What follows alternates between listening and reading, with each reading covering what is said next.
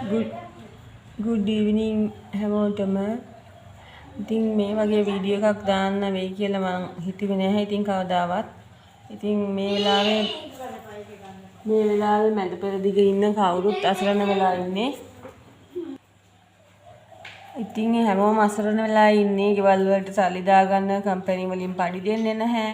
එතකොට රසාවල් කරන්න බෑ. ජීවිත අවදානමේ තියාගෙන රසාවල් කරන්න බැහැනේ කාටවත්.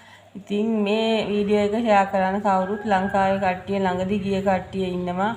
මොකද ඒගොල්ලෝ ගෙවල් වල ඔප්පු ගස් තියලා සල්ලි පොලියට අරගෙන ඒ දේවල් කරගන්න විදියක් නැහැ. කෑම බීම් ටික ගන්න විදිහක් නැහැ. ඔය වගේ අසරණලා ඉන්න 170ක් 60ක් විතර ලංකාවේ ඉන්නවා. හරි අසරණ වෙලා.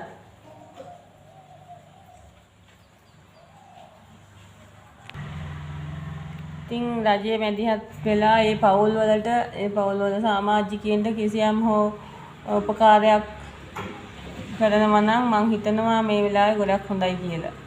ඉතින් මේ පුළුවන් තරම් මේ වීඩියෝ එක ෂෙයා කරලා දෙන්න. ඕගොල්ලෝ හැමෝම පරිස්සමෙන් ඉන්න. රටවල් වල ඉන්න කට්ටිය විශේෂයෙන් තමන්ගේ ආරක්ෂාව තමන් සලසා ගන්න, සල්ලි හොයා ගන්න පුළුවන්. ජීවිතේ හොයා ගන්න බැහැනේ. හැම තිස්සෙම තමන්ගේ සේෆ්ටි ගැන, තමන්ගේ ගෙවල් වල පවුලේ කට්ටිය අසරණලා ඉන්නේ, දුකින් ඉන්නේ, ඒ අය ගැන හිතලා හැමෝම